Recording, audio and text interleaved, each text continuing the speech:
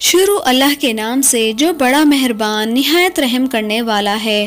کروڑوں درود و سلام حضرت محمد صلی اللہ علیہ وآلہ وسلم پر، آپ کی آل پر، تمام صحابہ کرام پر۔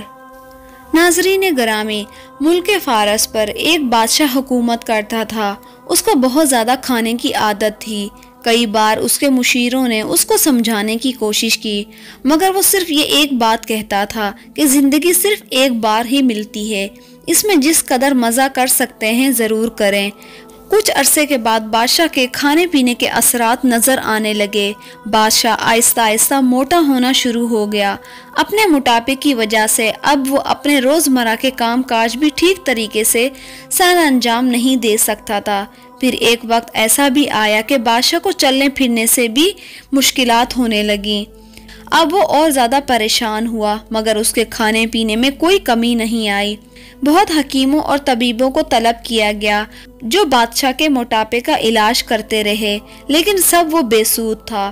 ایک دن شاہی طبیب نے بڑی ہمت کا مظاہرہ کرتے ہوئے بادشاہ کے سامنے یہ بات کہہ دی کہ تمام تر تکلیف اور مشکلات کی بنیادی وجہ آپ کا بہت زیادہ کھانا ہے۔ جب تک بادشاہ اس پر قابو نہیں پاتا، اس کے موٹاپے کا علاج ممکن نہیں۔ بادشاہ شاہی طبیب کی یہ بیکانہ بات اور مشورے کو سن کر آپے سے باہر ہو گیا اور حکم دیا کہ شاہی طبیب کو فوراً زنجیریں پہنا کر دربار کے کونے میں بٹھا دیا جائے اور اس کا کھانا پینا مکمل بند کر دیا جائے۔ دراصل بادشاہ کو کم کھانے کا مشورہ دینا بادشاہ کے نزدیک بہت بڑی گستاخی تھی۔ بادشاہ یہ سمجھتا تھا کہ لوگ اس کی خوش خوراکی سے جلتے ہیں۔ ایک دن بادشاہ کو بتایا گیا کہ ملک کے سرحدی علاقے میں ایک بوڑھا دانا حکیم رہتا ہے۔ وہ بہت کم لوگوں سے ملتا ہے، مگر ایسا شاندار طبیب ہے کہ صرف انسان کا چہرہ دیکھ کر ہی مریض کی بیماری کو جان لیتا ہے اور ایسا علاج کرتا ہے کہ پہلی خوراک میں آفاقہ ہو جاتا ہے۔ بادشاہ نے حکم دیا کہ اس عقل مند حکیم کو فوراً اس کے دربار میں حاضر کیا جائے۔ وہ درویش اور دانا حکیم جب بادشاہ کے دربار میں حاضر ہوا تو بادشاہ کے گول مٹول چہرہ اور انتہائی بے ہنگم ڈیل و ڈول دیکھ کر زیر لب مسکرایا۔ اچانک اس کی نظر دربار کے کونے میں بیٹھے ایک لاغر اور کمزور زنجیروں میں جکڑے ہوئے ایک بوڑھے پر پڑی۔ اسے بتایا گیا کہ یہ شاہی طبیب ہے اور بادشاہ کو اپنی خوراک کم کرنے کے مشورے دینے کی سزا بھگت رہا ہے۔ بوڑھا حکیم یہ حالات جان کر سخت متوجہ ہوا۔ بادشاہ نے اس سے کہا کہ وہ اس کے موٹاپے کا علاج کر دے اور کوئی ایسی مزیدار دوا تجویز کرے کہ کسی تکلیف اور مشقت کے بغیر اس کا مسئلہ حل ہو جائے۔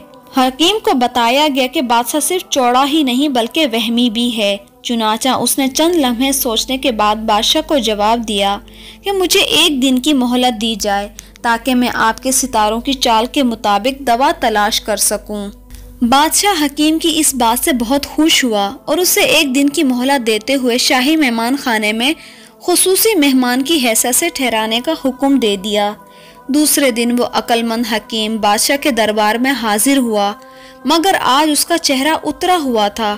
اس کے لب و لہجوں میں بڑی افسردگی تھی۔ اس نے بادشاہ سے اپنی جان کی امان طلب کی۔ بادشاہ نے اسے جان کی امان دیتے ہوئے حکم دیا کہ وہ اپنی رائے بغیر کسی کمی بیشی کے پوری کی پوری بیان کرے۔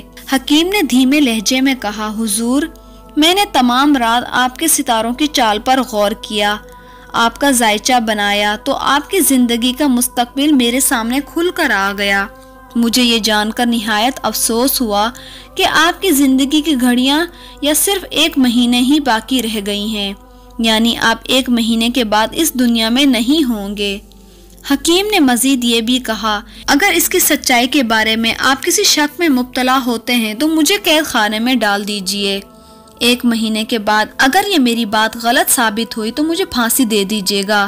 اس کے بعد حکیم نے بادشاہ کو پرمسرت لہجے میں بتایا، بادشاہ سلامت، میں نے آپ کے لیے بہترین دوا بھی تلاش کر لی ہے۔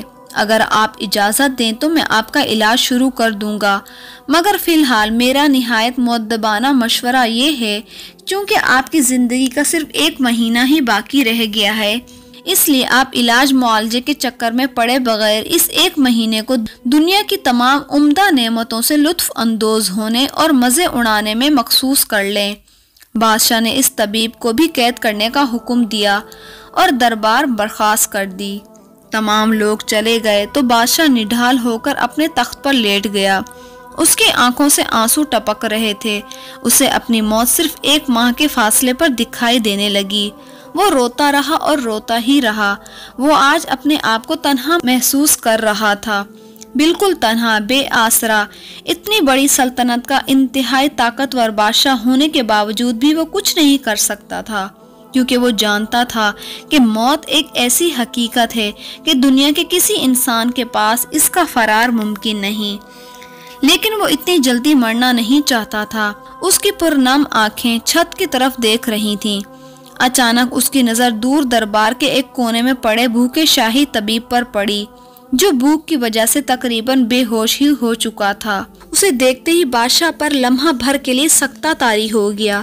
پھر وہ تیزی سے اٹھا اور کچھ سوچ کر تالی بجائی۔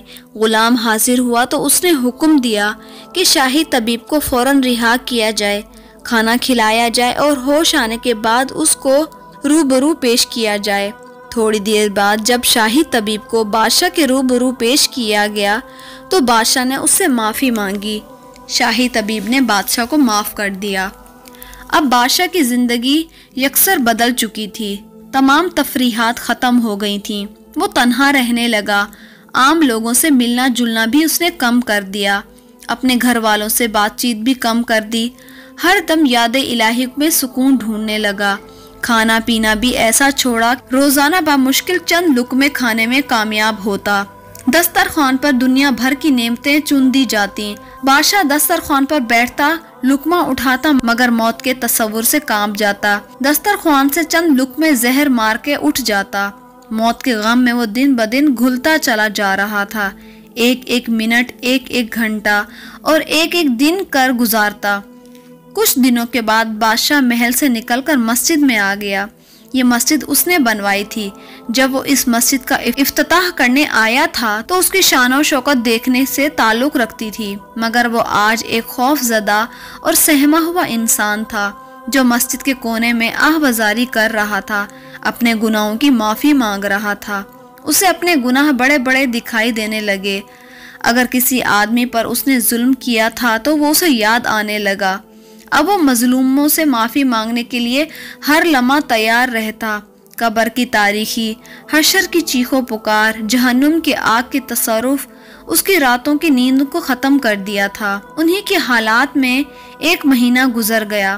بادشاہ بہت دبلا پتلا سا ہو گیا۔ 30ویں دن اس نے اس دانا حکیم کو جیل سے اپنے دربار میں بلایا اور نہایت غمگین اور کھوکھلی آواز میں پوچھا، کیا خیال ہے، آج میں واقعی مر جاؤں گا؟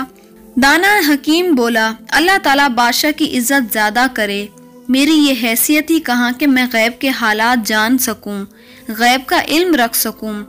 حالات تو صرف اللہ تعالیٰ ہی جانتا ہے۔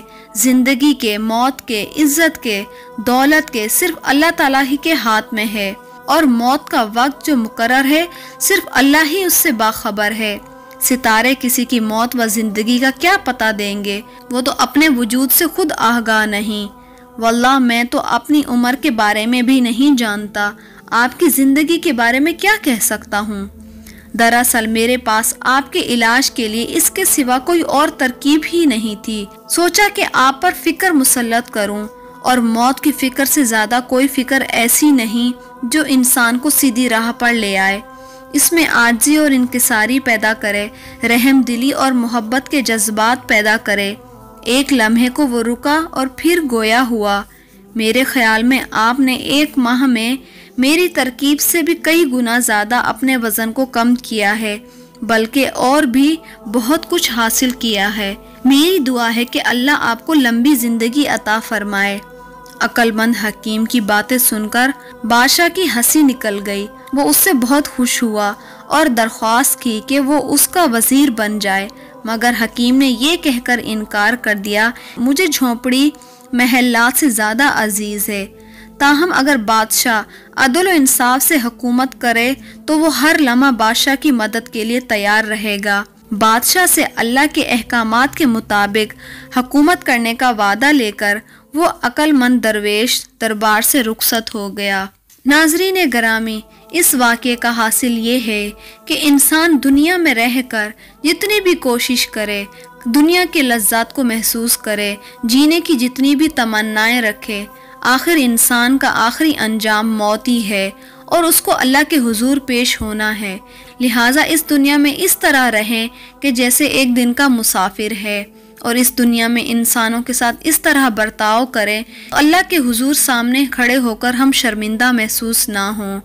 اور موت سے بڑھ کر اس دنیا میں اور کوئی بڑی فکر نہیں۔ اگر ہماری زندگی میں موت کی فکر ہوگی تو ہماری یہ زندگی ہمارے لیے آسان ہو جائے گی۔ اللہ تعالیٰ سے دعا ہے کہ اللہ تعالیٰ ہمیں نیک کام کرنے کی توفیق عطا فرمائے اور برے کاموں سے رکنے کی توفیق دے، اور اللہ تعالیٰ ہمیں آخرت کے دن سرخ روح رکھے۔ آمین۔